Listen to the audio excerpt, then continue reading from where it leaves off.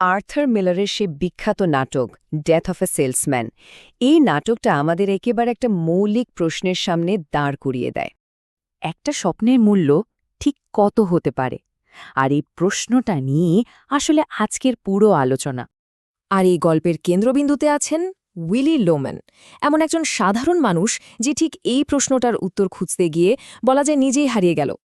তো চলুন আমরাও প্রবেশ করি আর্থার মিলারের সেই কালজয়ী ট্র্যাজেডি আর তার ভাঙা আমেরিকান স্বপ্নের জগতে। আর্থার মিলার মানে বিংশ শতাব্দীর অন্যতম সেরা একজন আমেরিকান নাট্যকার।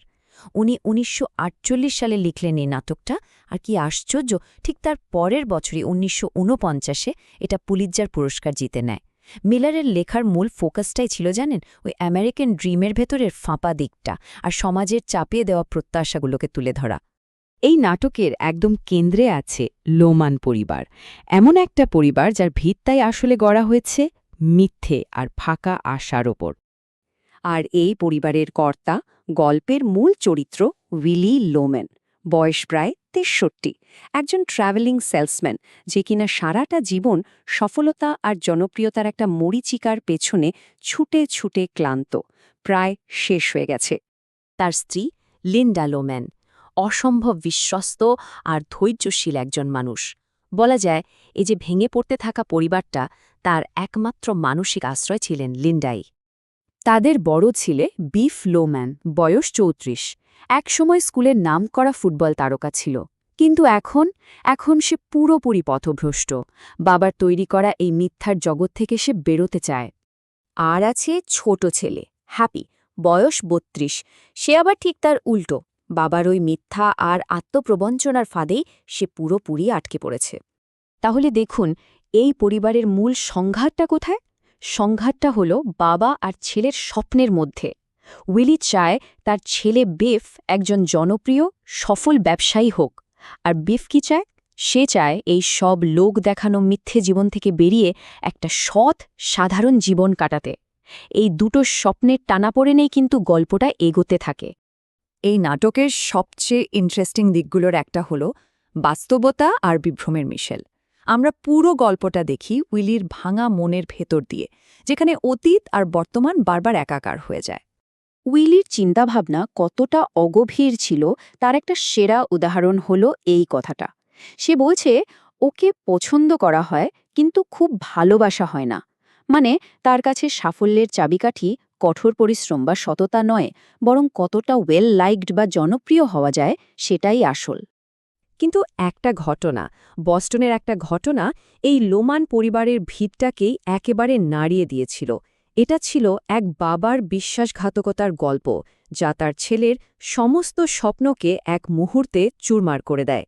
ভাবুন তো সেই দৃশ্যটা, বস্টনের একটা হোটেল রুমে বিফ তার বাবাকে অন্য একজন মহিলার সাথে দেখে ফেলে। তার পুরো পৃথিবীটাই যেন পায়ের তলা থেকে সরে যায়। সে শুধু চিৎকার করে বলতে পেরেছিল, তুমি একটা মিথ্যেবাদী, একটা ভণ্ড। আর এর প্রভাব ছিল মারাত্মক। বাবার ওপর থেকে বিফের বিশ্বাসটা চিরদিনের জন্য উঠে গেল। সে তার সব স্বপ্নকে জলাঞ্জলি দিল, এমনকি তার এত প্রিয় হাইস্কুলের স্নিকার্সগুলো পুড়িয়ে ফেলল।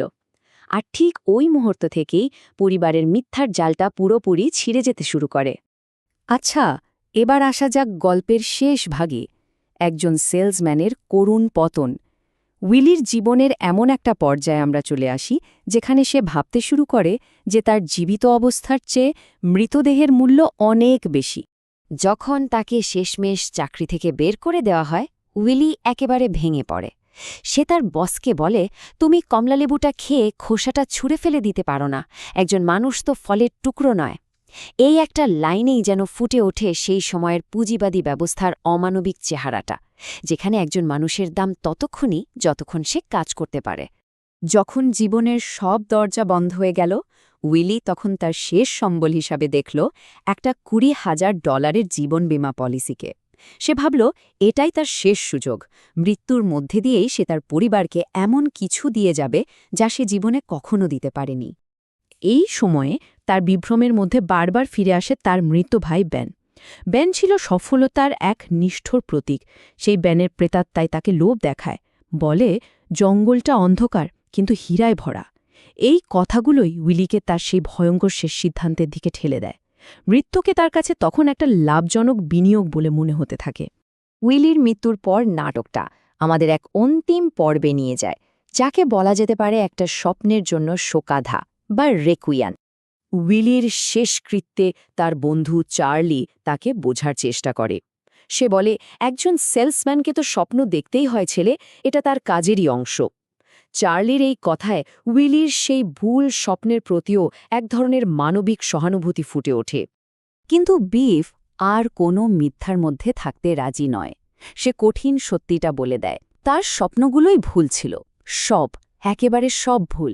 বিফ শেষ পর্যন্ত বুঝতে পারে যে তার বাবা আসলে ভুল স্বপ্নের পেছনে ছুটতে গিয়ে নিজের আসল জীবনটাকেই হারিয়ে ফেলেছে। আর নাটকের একেবারে শেষে লিন্ডার কথাগুলো যেন কানের মধ্যে বাজতে থাকে। উইলির কবরের পাশে দাঁড়িয়ে সে ফিসফিস করে কাঁদে আর বলে, আমরা মুক্ত, আমরা মুক্ত। হ্যাঁ, বাড়ির শেষ কিস্তি শোধ হয়ে গেছে, তারা এখন সব ঋণ থেকে মুক্ত। কিন্তু কিসের বিনিময়ে? এই মুক্তি তো আনন্দের নয়, এক গভীর ভয়ঙ্কর শূন্যতা। শেষ পর্যন্ত এই নাটকটা আমাদের প্রত্যেকের দিকে একটা প্রশ্ন ছুড়ে দেয়। আচ্ছা, কোন স্বপ্নের জন্য এত বড় মূল্য দেওয়াটা ঠিক? আর আদৌ কি কোনো স্বপ্নের মূল্য জীবনের চেয়ে বেশি হতে পারে?